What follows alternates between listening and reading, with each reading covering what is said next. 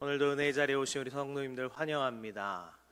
오늘도 또 말씀으로 하루를 시작하시고 또 은혜 복된 하루 또 힘차게 나아가신 우리 성도님들 되시길 바랍니다. 오늘 말씀은 우리 시편 97편입니다. 시편은 특히 우리 97편은 93편부터 99편까지 여호와 왕 되신 여호와 하나님의 도래를 축하하는 일련의 시로 공통된 주제로 나아가는 시편 중에 속해 있는 시편입니다. 그래서 93편에 보면 그 시작이 여호와께서 다스리시니 라고 시작하면서 시작하거든요. 그리고 또 99편에 보면 99편에도 여호와께서 다스리시니 라고 하면서 그 시를 시작하는 종결된 시편입니다. 그래서 공통된 주제는 여호와의 통치, 여호와 왕 되신 하나님의 도래에 대한 이야기가 바로 시편 93편부터 99편까지 기록되어 있습니다. 오늘 특별히 우리가 볼 것은 97편인데요.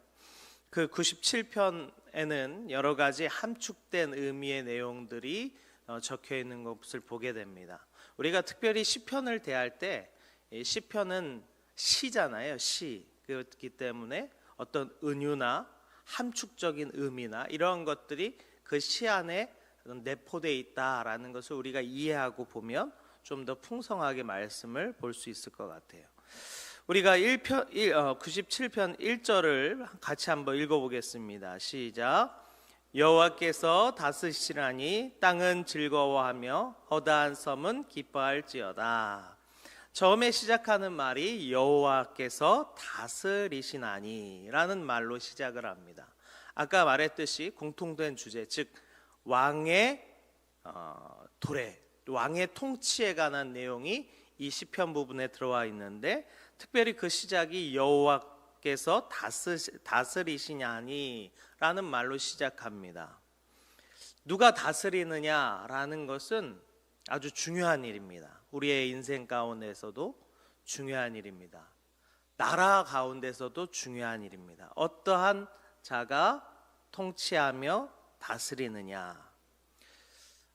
지금 시대에는 왕이 없으니까 우리가 어떠한 법 가운데 통치를 받느냐가 나라들마다 중요한 것 같아요. 특히 어떠한 나라의 법을 적용받느냐는 참 중요한 일입니다.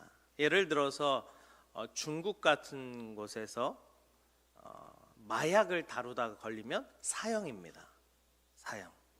그래서 특히 중국 같은 경우는 이 마약에 대한 거에 대하여 아주 엄중하게 처벌을 하는데, 우리나라 사람이라 할지라도 중국에 가서 마약을 다루다가 체포하게 되면 사형을 면할 수가 없습니다. 왜냐하면 그 중국이란 나라의 법의 통치를 받기 때문에 그렇습니다. 대사관도 마찬가지입니다. 대한민국에 있는 미국 대사관은요, 대한민국의 법에 적용을 받지 않습니다. 그 미국 대사관 안에 있는 그 땅에서는요, 미국의 법을 적용을 받아요. 우리나라도 마찬가지입니다. 동남아 태국이나 이런 데에 있는 우리나라 대사관 안에는요, 우리나라 법을 적용받게 돼 있어요. 그러니까 어떠한 나라의 법을 적용받느냐, 어떠한 나라의 법으로 다스림을 받느냐, 이것은 아주 중요한 일입니다. 이 땅에 있는 교회라는 것은 하나님의 통치를 받는 영역입니다. 마치 하나님께서 이 땅에 세워놓으신 대사관과 같아요. 그래서 이 교회는요, 하나님의 통치하심을 받는 영역이에요. 그렇기 때문에 우리가 잘 기억해야 되는 것이 교회 안에 어떠한 법이 적용되냐는 거예요. 교회 안에 누구의 통치와 누구의 다스림이 적용되냐라는 거예요. 만일 교회에서 적용되는 그 법이 세상과 다르지 않다, 그러면 더 이상 그곳은 교회가 아닌 거예요. 하나님께서는요, 하나님의 나라, 도래할 하나님의 나라의 대사관으로 이 땅에 교회를 두신 거예요. 그래서 그 교회에 거하는 자들마다 하나님의 법, 하나님의 통치를 받는 그러한 곳이 바로 교회다라는 거예요. 오늘 이 1절에 여호와께서 다스리시니라고 하는 이 시편의 기자가 이것을 고백했을 때에 자신이 그리고 이 모든 나라가 하나님의 통치를 받는 나라가 돼야 된다라는 것을 은연중에 깔고 있는 거예요. 그래서 뭐라고 말합니까? 여호와께서 다스리시니 땅은 즐거워하며 허다한 섬은 기뻐할지어다. 기뻐하라는 거예요. 너희의 통치가 누구로부터 왔고 너가 누구의 통치를 받는지 기뻐하라는 거예요. 여기서 허다한 섬은 이 시편의 1차 독자가 누굽니까? 바로 이스라엘 백성이에요. 그러니까 이스라엘 백성들에게 이 허다한 섬은 이스라엘 주변으로 있는 그리고 이스라엘 앞에 있는 그 지중해에 있는 많은 섬들, 이방 섬들이죠. 그러한 섬들을 향하여 외치는 거예요. 너희가 하나님의 다스림에 기뻐하라 라는 거예요. 하나님의 다스림에 기뻐하라. 오늘날 이것을 받는 우리가 좀 더 확대해서 해석하자면 하나님의 통치를 받는 모든 이방 백성들아 기뻐하라라는 거예요. 왜 기뻐할 수 있습니까? 그 통치 안에 구원이 있기 때문에 그래요. 그 통치 안에 구원이 있기 때문에. 그러면서 2절에 보니까 이런 말씀을 합니다. 구름과 흑암이 그를 둘렀고 의와 공평이 그의 보좌의 기초로다. 구름과 흑암이라고 했을 때 이스라엘 백성들이 이걸 무엇으로 받아들이냐면 처음 하나님을 대면했을 때의 장면을 떠올립니다. 시내산에서 하나님의 음성을 듣고 그 구름과 흑암에 둘러싸여 있는 그 하나님의 임재, 그것을 그들은 바로 떠올리게 됩니다. 그러면서 뭐라고 말합니까? 그 하나님의 보좌는 의와 공평이 기초라는 거예요. 의로움과 공평함이 기초다라는 거예요. 이것은 하나님의 속성이 그렇습니다. 하나님은 의로우신 하나님이고 공평하신 하나님이에요. 그의 보좌의 기초가 바로 의와 공평이라는 거예요. 그러면서 3절에 보면 불이 그 앞에 나와 사방의 대적들을 불사른다 말해요. 특히 이 불이라는 것은 하나님, 즉 하나님의 현현, 하나님의 나타나심을 표현하는 도구로서 성경에 기록되어 있는데 성경에는 두 가지의 모습으로 기록됩니다. 뭐냐면 하나님의 현현과 하나님의 심판을 이 불로 표현하기도 해요. 그렇기 때문에 특별히 오늘 하나님의 이 불은 심판하시는 하나님에 대한 표현으로 기록해 놓은 것을 보게 됩니다. 그러면서 이렇게 이야기합니다. 4절에 보니까 그의 번개가 세계를 비추니 땅이 보고 떨었도다 라고 말해요. 그 흑암과 그 구름 가운데서 임하시는 그 하나님이 번개와 그러한 우레소리로 이 모든 세계를 한 번에 비추시는데 우리가 이게 시라 그랬잖아요. 시. 그러니까 시인이 왜 이것을 이렇게 표현했을까? 하나님의 나타나심을 왜 이렇게 표현했을까? 우리가 좀 생각하면서 볼 필요가 있다라는 거예요. 번개는 어떻습니까? 먼저 소리가 엄청납니다. 정말로 큰 우레와 같은 소리가 임하고 또 불빛이 번쩍할 때에 그 어두웠던 흑암의 세계가 한 번에 밝아지는 게 딱 느껴지지 않습니까? 그러니까 하나님의 방금 심판 얘기했잖아요. 하나님의 심판이 그렇다는 거예요. 모든 어둠을 한 번에 밝히시며 그들의 속속들이 그 어두웠던 그 모든 것까지도 한 번에 밝혀서 다 드러내게 하시는 그 하나님, 그 하나님을 이 시편 저자는 이 시편을 읽으면서 우리가 생각하기를 원했던 거예요. 그 엄청난 우레소리와 그 심판자, 불의 심판자로 오시는 그분께서 이 세상을 단번에 밝히시며 그 죄악의 모든 악한 것까지 낱낱이 다 드러내시는 그 심판의 하나님이구나라는 것을 알라는 거예요. 그러면서 5절에 뭐라고 말합니까? 산들이 여호와의 앞, 곧 온 땅의 주 앞에서 밀랍같이 녹았도다 라고 말해요. 여기서 말하는 산들이 산들이 뭘 표현하는 걸까요? 우리가 보통 산은 어떤 것을 상상하십니까? 무언가를 대단한 것들을 막아줄 것 같은 든든한 요새같이 우리가 여기지 않습니까? 그런데 하나님 앞에 그 산들이 어떻게 된다는 거예요? 다 무너진다는 거예요. 우리가 이 땅 가운데 의지했던, 특히 가장 안전하다고 생각했던 것들이 하나님 앞에서 다 무너져 내릴 거라는 거예요. 그것은 7절에도 동일하게 표현되어 있는데 뭐라고 말하냐면, 조각한 신상을 섬기며 허무한 것으로 자랑하는 자들은 다 수치를 당한다. 즉 자신이 의지했던 것들, 태산과 같이 여겼던 것들, 절대 무너지지 아니하며 이 땅 가운데 나를 지켜줄 것 같았던 것들이 무너지는 것이고, 또 이 땅의 우상들, 물론 오늘날에는 우리가 눈에 보이는 우상을 섬기진 않습니다. 그러나 내 안에 다 우상이 있어요. 나를 지켜줄 것 같은, 어떤 사람은 돈이 될 수 있고, 어떤 사람은 명예가 될 수 있고, 어떤 사람은 자녀가 되기도 하고, 온갖 내 안에 있는 그런 우상들, 나를 지켜줄 것 같은 그러한 것들이 다 하나님께서 이 땅에 도래하셔서 심판하실 때에 무너질 거라는 거예요. 그리고 그것을 의지했던 자들이 다 수치를 당할 거다라는 것을 이 시편 저자는 이야기합니다. 이 심판에 대한 것들은요, 악인을 향한 하나님의 공포입니다. 악인들을 향한 하나님의 공포예요. 그러나 6절부터는 하나님의 의와 공평을 기뻐하는 백성들이 등장하는 것을 봅니다. 6절에 보니까 하늘이 그의 의를 선포하니 모든 백성이 그의 영광을 보았도다. 8절에 보니까 여호와여 시온이 주의 심판을 듣고 기뻐하며 유다의 딸들이 즐거워하였나이다. 심판이에요. 심판이 임했는데 기뻐하는 자들이 있더라 이 말이에요. 아까 말했던 악인들은 하나님의 심판이 올 때에 그 태산이 무너지고 자신이 의지했던 모든 우상들이 다 무너지는 것을 경험하였는데, 하나님의 백성들은 하나님의 심판이 올 때에 기뻐하더라 이 말이에요. 우리가 생각해 봐야 될 게 그거예요.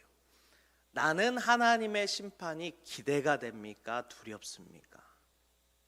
이것이 우리의 믿음을 판가름해 볼 아주 중요한 질문이에요. 나는 하나님의 심판이 두려운가? 아니면 하나님의 심판이 기다려지며 기뻐하는가? 불의한 자들이 많고요, 또 악한 자들이 승승장구하는 나라들이 있다면 그 백성들이 괴로워합니다. 그러한 나라일수록 우리가 예전에도 알듯이 의적들이 등장을 해요. 우리나라에도 유명한 의적들이 있습니다. 누굴까요? 홍길동도 있고 임꺽정도 있고. 근데 이런 인물들이 나오는 공통적인 특징은 뭐냐면, 그 나라가 힘들 때, 정의가 실현되지 않은 나라일 때 이런 의적들이 등장을 합니다. 그러면서 그들에 대한 책들, 그들에 대한 희망을 품는 여러 가지 글들이 만들어집니다. 왜 그럴까요? 이 나라가 그렇게 되기를 소망하는 거예요. 그 공의가 실현되기를 소망하기 때문에 그러한 인물들, 그리고 그러한 의적들이 등장을 합니다. 그런데 단순히 그런 의적이 아니라 그런 공의를 베풀 왕이, 이 나라를 정의와, 아까 말했던 하나님의 속성이 무엇입니까? 의와 공평이에요. 의와 공평으로 그 기초를 다지시며 이 나라를 다스릴 그 왕이 이 나라를 통치한다. 그러면 그 백성들이 어떻게 된다는 거예요? 기뻐한다는 거예요. 기뻐한다. 드디어 나의 억울함과 나의 괴로움과 내가 받았던 모든 수치와 고난을 풀어줄 왕이 도래하였구나 라고 기뻐한다는 거예요. 그 백성들이 그러한 왕이 다스리는 나라를 얼마나 고대하겠습니까? 그렇다면 우리가 그렇게 고대하고 있냐는 거예요.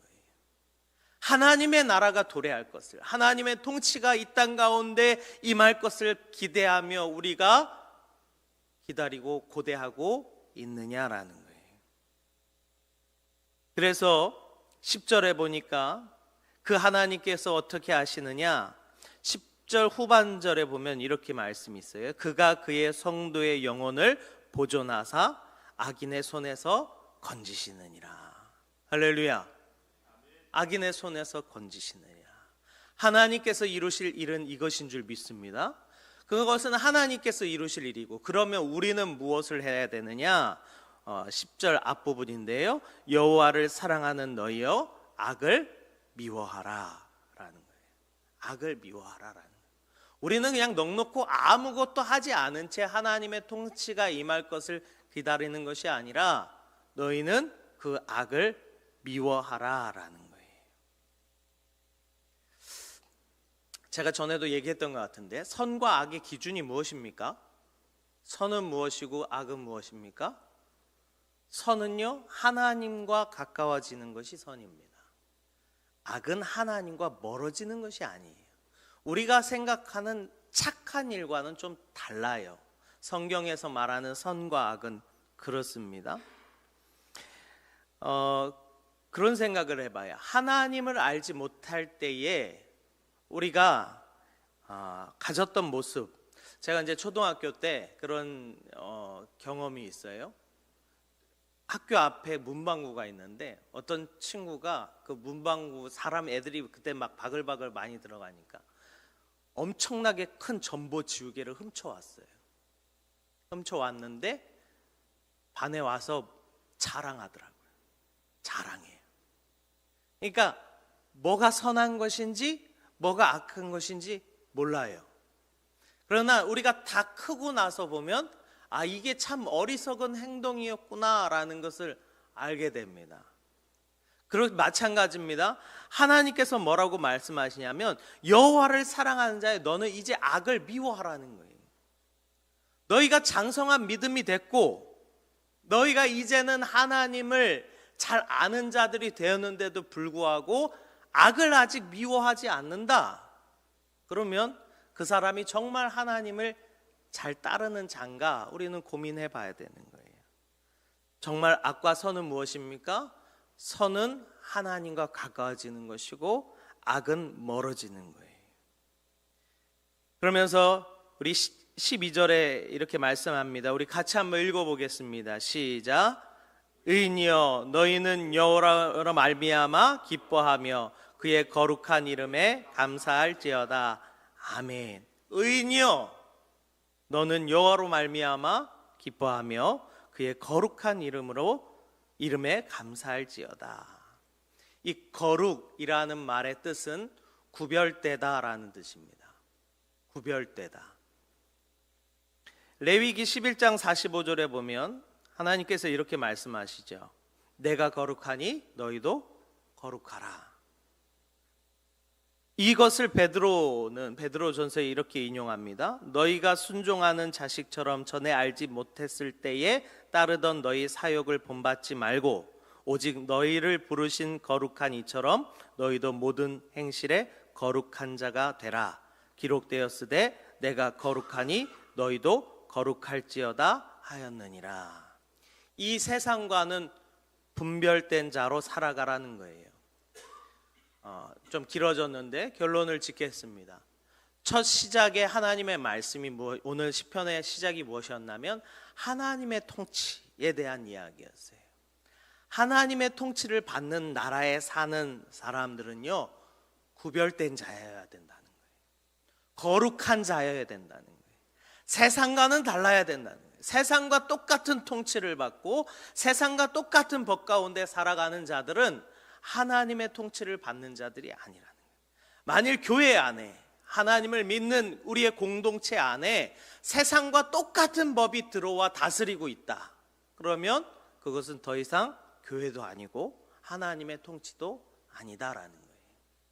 오늘 개개인에도 마찬가지입니다. 하나님의 거룩한 성전된 우리가 하나님의 법과 통치를 받지 아니한 채 세상 사람들과 똑같이 살아간다.